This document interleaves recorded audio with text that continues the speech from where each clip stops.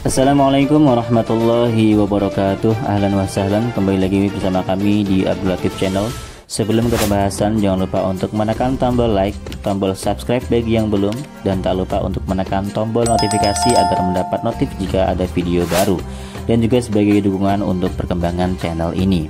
Tayyib, langsung kita ke pembahasannya. Assalamualaikum warahmatullahi wabarakatuh. Alhamdulillahirabbil alamin. Wassalatu wassalamu ala asyrafil anbiya wal mursalin habibi rabbil alamin imamil muttaqin sayyidina wa nabiyyina wa maulana Muhammadin sallallahu alaihi wa ala alihi wa ashabihi wa sallama tasliman katsira, amma ba'd. Puji syukur kepada Allah Subhanahu wa taala. Alhamdulillah, hari ini kita bisa melanjutkan kajian kitab Alfiyah Ibnu Malik. Kita sudah sampai pada bait 128. Bait ini menjelaskan tentang mendahulukan khabar dan juga mengakhirkan mubtada. Bagaimana ketentuan-ketentuannya dan hukum-hukumnya, silahkan simak sampai akhir agar dapat pemahaman yang sempurna. Dan bagi teman-teman yang belum subscribe, silahkan di subscribe. Jika ini bagus, silahkan di like dan bagikan ke teman-teman Anda yang sedang belajar kitab Alfiyah Ibnu Malik agar mendapatkan pemahaman dan informasi tambahan. Dan kalau misalnya Anda salah kata dari saya, ada salah makna, silahkan dikoreksi bagi Anda yang melihat kesalahan tersebut. Baik, mari kita mulai kajiannya. Bismillahirrahmanirrahim.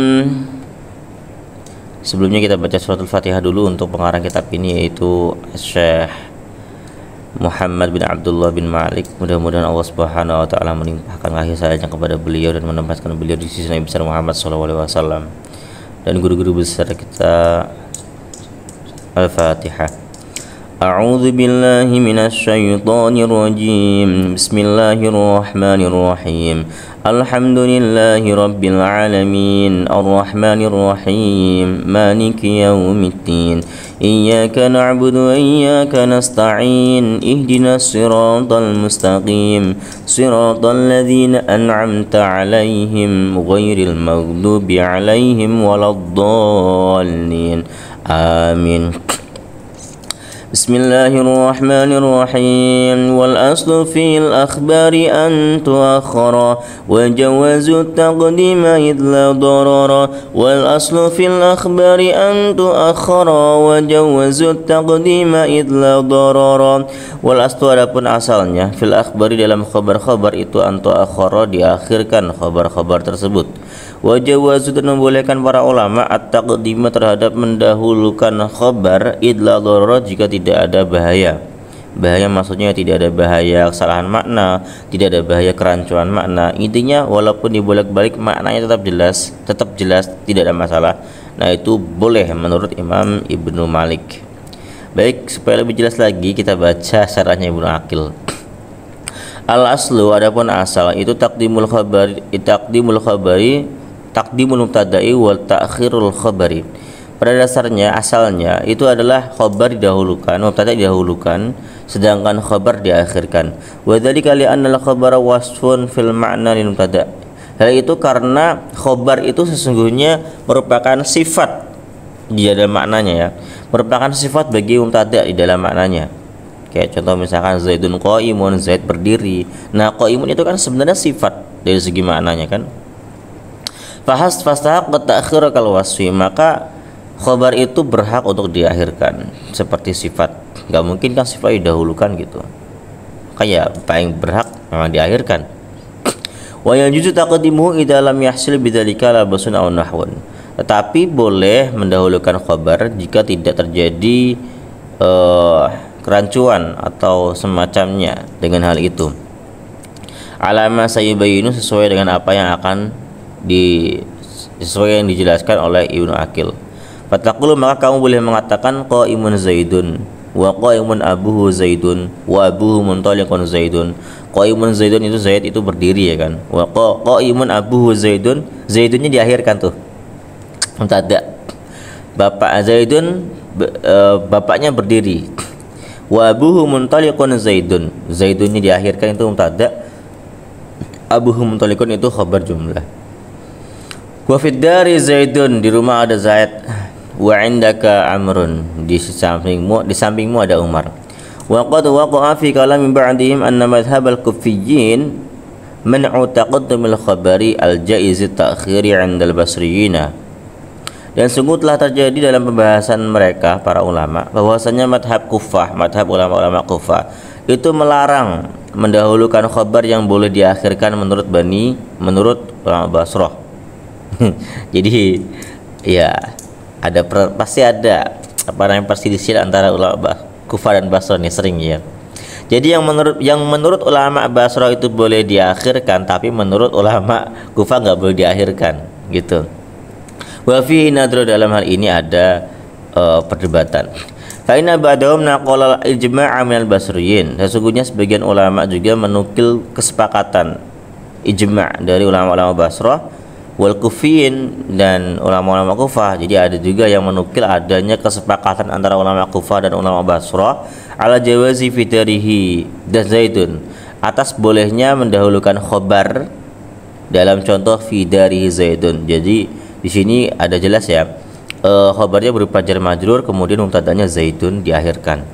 Fa naqlul man'i 'anil kuffiyina mutlaqan laisa bisahih. Maka penukilan pendapat yang melarang yang mengatakan bahwa orang-orang Kufah melarang yang dibolehkan oleh orang-orang Kufah secara mutlak itu tidak benar ya.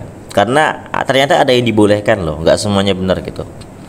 Hakadha qala ba'duhum, demikian yang dikatakan oleh sebagian ulama nahwu. Wa fi bahsun, dalam hal ini ada suatu pembahasan juga. Masih banyak lah. Na'am, mana al-kufiyyun at-taqdima fi misli zaidun qa'imun wa zaidun aqama abuhu wa zaidun abuhu mutaliqun. Benar adanya orang ulama Kufah itu melarang mendahulukan khobar dalam contoh-contoh kayak zaidun qa'imun, zaidun qama abuhu, zaidun abuhu muntaliqun. Itu ulama-ulama Kufah melarang. Wal haqqu al jawaz. Tetapi yang benar itu boleh. Boleh ya, secara keseluruhan itu boleh memang. Illa mani'a min dzalika, karena enggak ada yang mencegah dari terjadinya pembolehan mendahulukan maupun mengakhirkan khabar. Wa ilahi asyara biqaulihi wa jawazu taqdima idza darara.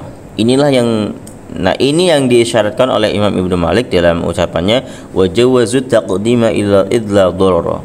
Ulama-ulama itu membolehkan mendahulukan khabar jika tidak ada masalah ya. Fataqulu qa'imun zaidun, maka kamu boleh mengatakan qa'imun zaidun. Wa minhu qauluhum, di antaranya ada juga ucapan masnu'un man yasnauka. Masnu'un man yasnauka. Masnu'un itu khabar muqaddam, man yasnauka itu mubtada'nya, man mubtada', yasnauka itu silah. Faman, maka ada lafaz man itu mubtada'un mubtada'. Wa masnu'un khabar muqaddam. Lafaz masnu'un itu khabar muqaddam. Ya. Wa qama abuhu zaidun, dan juga boleh mengatakan qama abuhu zaidun. Zaidunnya mubtada. Ya. Boleh, tapi di sini dibolehkan gitu. Wa minhu qauluhu, di antara contoh-contoh ini juga, dan dari itu ada ucapan syair, qad sakilat umuhu man kunta wahidahu wa bata muntashiban fi bursunil asadi. Qad sakilat, sungguh telah kehilangan anak, siapa umuhu, ibunya, man adapun orang, kunta yang kamu itu, wahidahu satu-satunya orang yang menemaninya, wabata dan bermalam anaknya ibu itu, muntasiban itu dalam kondisi masuk fi brusunil asadi, dalam cakar singa, dalam cakar singa ya. Jadi maksudnya di sini faman kunta wahidahu, lafaz ini ya, ini sini sampai sini ya. Faman kunta wahidahu mubtada'un wa akhar. Lafaz man kunta wahidahu itu mubtada' muakhar. Wa qad sakilat ummuhu itu khabar muqaddam. Jadi didahulukan tuh khabarnya yang berupa jumlah fi'liyah, ya kan? Qad sakilat ummuhu man kunta wahidahu. Man kunta wahidahu mubtada', dia berupa isim mausul. Khabarnya qad sakilat ummuhu. Qad sakilat ummuhu. Itu jumlah fi'liyah tapi didahulukan, pada dia khabar tapi didahulukan padahal jumlah fi'liyah gitu. Itu boleh, kayak qama abu zaidun itu boleh semuanya. Wa abuhu muntaliqun zaidun, Dan juga boleh juga mengatakan abuhu muntaliqun Zaidun. Zaidun mubtada wa akhar. Abuhu muntaliqun itu mubtada khabar muqaddam yang berupa jumlah ismiyah. Wa minhum qauluhu, ada juga ucapan penyair, ila malikin ma ummuhu min muharibin abuhu wala kanat kulaibun tusahiruhu. Ila malikin, di sini ada yang dibuang ya. Ada kata-kata sebelumnya yaitu aku mengarahkan kendaraanku ila malikin kepada raja. Ma ummuhu min muharibin abuhu. Wah, ini banyak ya. Ini jumlah ismiyah ini. Yang bapaknya itu tiadalah ibunya dari muharib. Dan walakarat kulaibun tusairu, dan tiadalah siapa kulaibun kulaib itu tusairu berbiasa dengannya, dengan bapaknya. Jadi ila malikin kepada si Malik atau kepada raja yang bapaknya raja itu ibunya bukan dari muharib. Jadi neneknya raja ini, neneknya Malik ini bukan dari muharib. Muharib nama orang. Dan walakanat Quraibu tusahiruhu, dan tiadalah Quraib itu tusahiruhu berbiasa dengan bapaknya. Artinya Malik ini bukan mantunya Quraib juga. Jadi ininya seperti itu. Fa abuhu, maka lafaz abuhu itu mubtada'un mu'akhkharun. Wa ma ummuhu min muharibin khabarun muqaddamun. Gitu.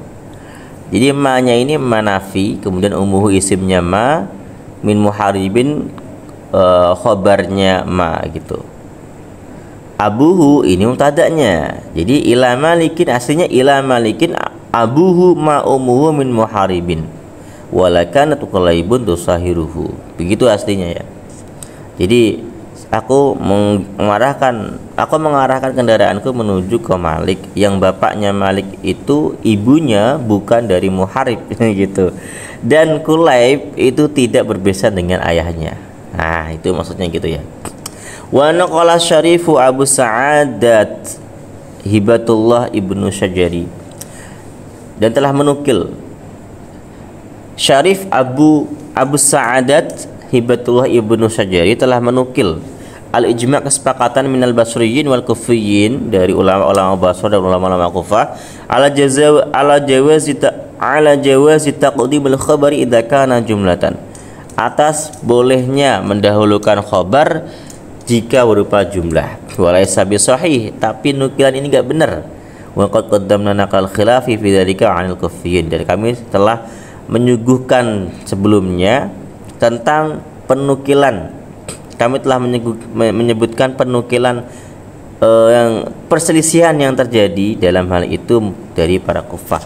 Jadi ulama-ulama kufah itu memang tidak memperbolehkan khabar-khabar yang berupa jumlah didahulukan atas mubtada'nya. Tapi kalau ulama-ulama Basrah semua membolehkan ya. Mau itu khabar jumlah, mau itu khabar mufrad, itu semua boleh didahulukan atas mubtada'nya, asalkan satu, tidak ada doror, tidak ada bahaya atau tidak ada kesalahpahaman. Begitu teman-teman. Terima kasih sudah menyimak sampai akhir. Jika ada salah kata saya mohon maaf. Assalamualaikum warahmatullahi wabarakatuh.